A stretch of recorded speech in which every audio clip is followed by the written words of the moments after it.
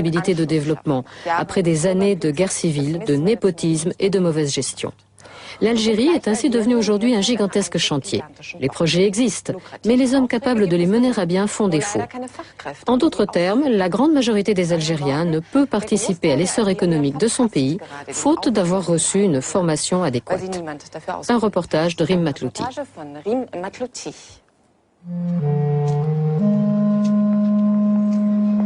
L'aéroport Ouari Boumedienne, cela faisait 15 ans que les Algériens l'attendaient. 15 ans de chantier interrompus par les séismes, les inondations, les années noires, les dettes du pays. C'est notre premier contact avec l'Algérie, notre première surprise. Achevé depuis quelques mois, il est enfin digne d'un aéroport d'une capitale forte. Alger l'émergente, l'Algérie se reconstruit.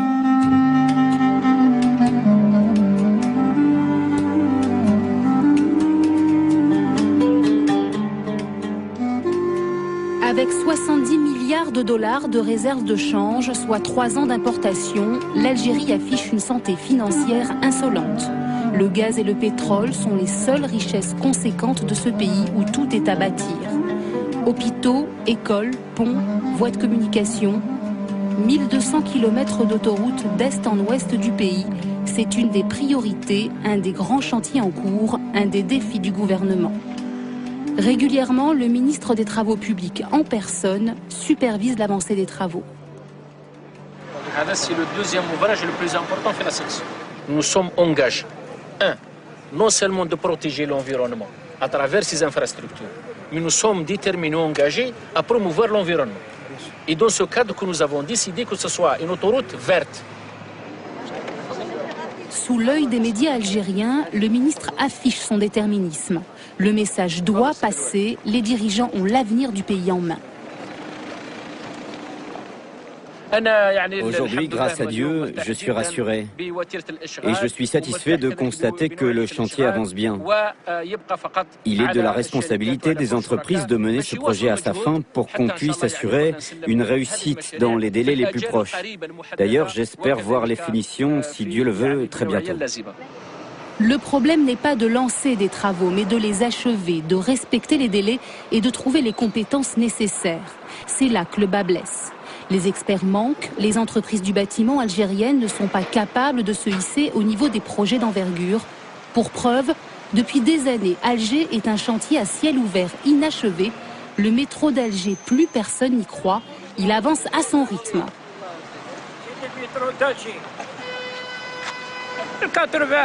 En 1980, ils ont installé le chantier là-haut. De 83 à 84, j'étais gardien là-bas.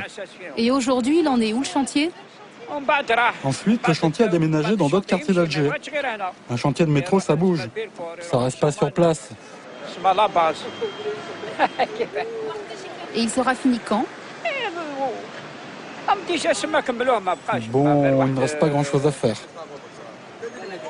Je crois 2008. Enfin, c'est ce qu'ils ont dit. Ils ont dit 2008, c'est tout. 20 ans pour le métro, 1 an pour ces bâtiments. Un délai possible grâce aux Chinois. 13 chantiers sont pris en charge par les Asiatiques. Les ouvriers, même les cuisiniers, sont venus de Chine. Ils ne s'intègrent pas à la population algérienne. Ils sont là pour travailler jour et nuit, vite et bien. Ces bâtiments seront livrés à temps. C'est tout ce qui compte.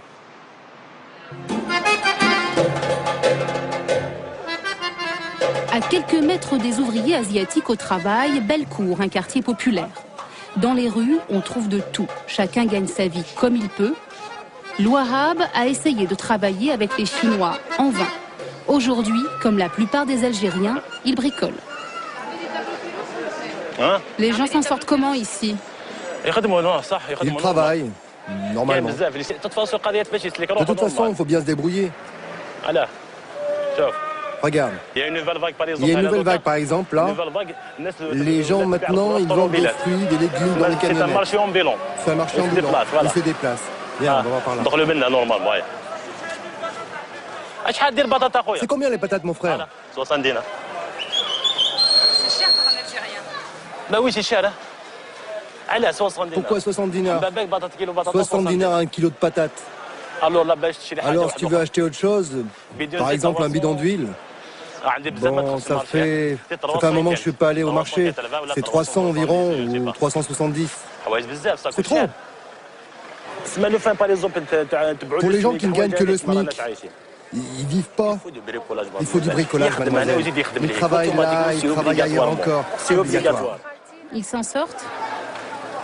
On est forcé, tout simplement. On est forcé, tout simplement. On est forcé. Mais ils vivent pourtant. On survit. On survit. On ne vit pas. On survit tout simplement, voilà. Avec 120 € par mois de salaire minimum, les Algériens n'ont pas d'autre choix que de trouver de l'argent ailleurs. La débrouille, c'est l'activité principale. Quel travail? Il n'y a rien. Tu vas travailler pour 6 000 ou 7 000, même 10 000, ça ne te suffit pas. Ça ne peut pas suffire, 10 000. Tu t'achètes une paire de baskets et tu essayes de t'acheter autre chose, t'as plus rien. De toute façon, qui va te donner 30 000 ici? Les jeunes qui ont fait des études avec des diplômes, ils ne trouvent pas de travail. Je te jure, des diplômes, il y en a plein les terrasses de café. Je les vois. Qu'est-ce que tu veux que je te dise? C'est comme ça. Moi, je travaille, je vends, j'achète, je revends. J'achète des téléphones portables, de l'or, que je revends, des euros aussi. C'est tout le temps différent et puis je travaille un peu sur le marché, tu comprends? Ça, c'est 25 000. 25 000, mon frère. Et pousse-toi là, fais attention à la marchandise. C'est au jour le jour. Une fois, je prends 15 centimes. Une fois 20. Une fois 35. Et je continue. Vous vous en sortez? Des jours, je gagne bien, d'autres rien du tout, d'autres un peu. Certains jours, ça marche et d'autres passent. Et au jour le jour. Les vendeurs en tout genre improvisent des marchés sur les trottoirs. Chômage, salaire encore trop bas malgré une récente augmentation, inflation ne laisse pas d'autre alternative que de profiter de l'économie parallèle. Personne ne le cache, l'Algérie populaire avance seule. De temps en temps, Bouteflika ouvre la fenêtre. Il regarde et la referme aussi vite. Tu crois franchement qu'il ne sait pas ce qui se passe ici? Notre gouvernement, il travaille, c'est sûr. Pour lui, mais pas pour nous. Voilà, 2 pakoya. Nouri et Fazila ont 3 enfants. Nouri est technicien dans une mairie de quartier, Fazila secrétaire médicale. À 2 et sans bricolage, ils gagnent l'équivalent de 300 € par mois. Un revenu moyen qui leur permet de boucler le mois sans trop tirer sur la corde. C'est du... plastique, oui,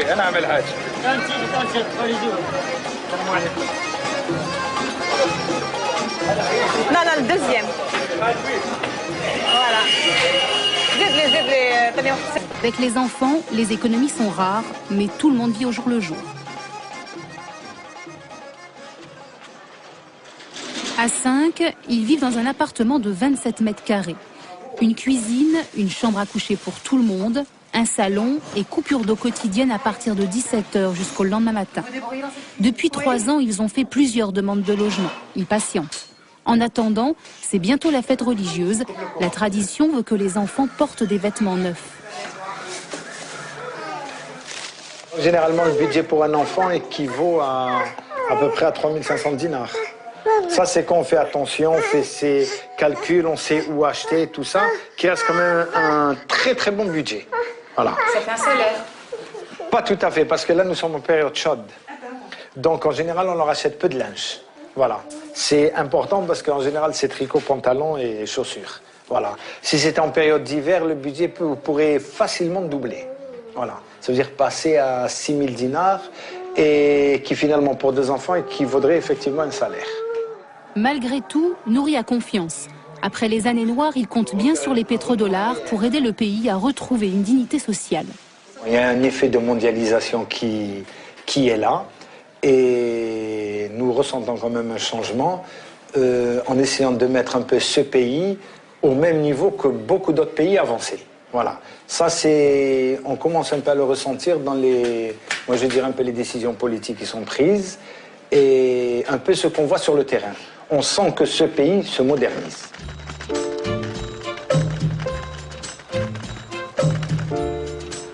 Tarek et Mayedine ont 1 an d'expérience algérienne dans les jambes. L'un est né en France, l'autre aux États-Unis. Un bac+10 en poche, les portes de l'Europe leur étaient ouvertes. C'est le retour en Algérie qu'ils ont choisi.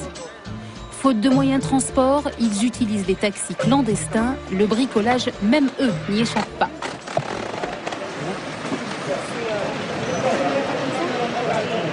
Non, bah là, depuis qu'on n'a pas la voiture, ouais. C'est bon, c'est bon. Vu que les transports en commun, c'est un peu compliqué. Donc on est obligé de se débrouiller un peu. Mais bon, ça fait partie du voyage, quoi.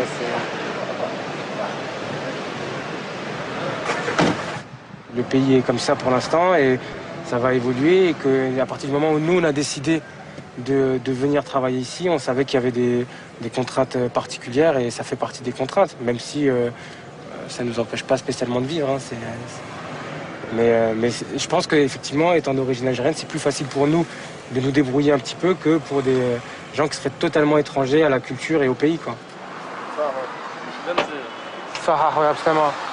Il y a quand même un problème de chômage ici assez conséquent, mais ça ne veut pas dire qu'on trouve des gens pour travailler tout de suite, dans la minute. Il faut quand même, en plus, il y a quand même assez de grosses tests. Les gens nous recommandent en général de trouver quelqu'un de confiance. Nous, on est prêts à prendre n'importe qui, mais nos amis ici, nos collègues ici nous recommandent de prendre notre temps, de faire attention. Donc, on a eu quelques petites mésaventures. Mais ça ne les empêche pas de rester. Après avoir créé leur cabinet de conseil en droit, ils ont été recrutés par un avocat réputé à Alger.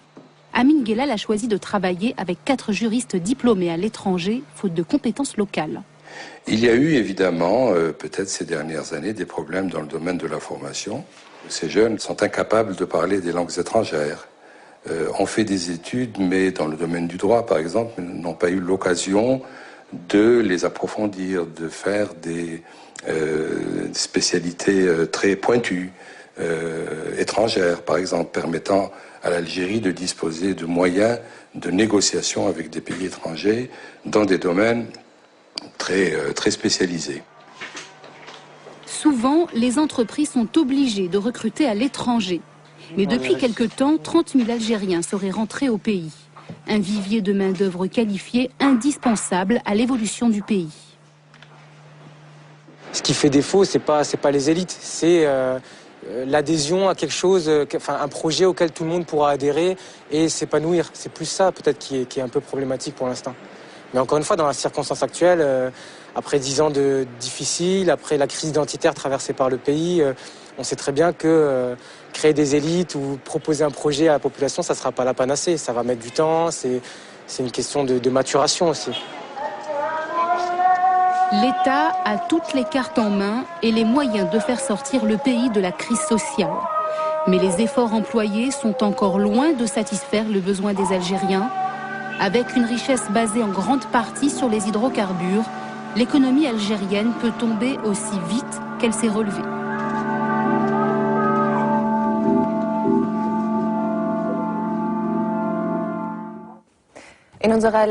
Notre dernier reportage de l'année est consacré à une région du monde dont on pouvait encore espérer, au début de 2006, que le retour d'une certaine stabilité lui permettrait de ne plus faire la une de l'actualité. La réalité est tout autre, et l'Afghanistan est à nouveau en proie à la violence. 5 ans après le succès remporté